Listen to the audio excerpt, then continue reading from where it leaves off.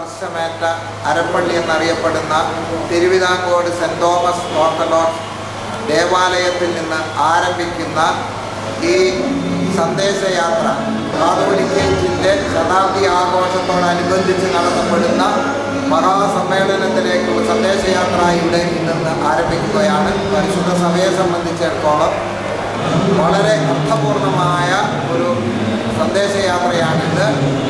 മലങ്കര സഭയുടെ അസ്തിത്വവും സ്വാതന്ത്ര്യവും സ്വയം ശീർഷകത്വവും ഇത് മുഖാന്തരമായിട്ട് മനുഷ്യ മനസ്സിൽ ഓർമ്മിക്കാൻ ഇടയായിത്തീരുന്നു.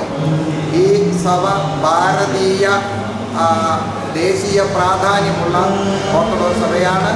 ഇതിനെല്ലാ വിധമായ ഭാവുകങ്ങളും നേരിടും.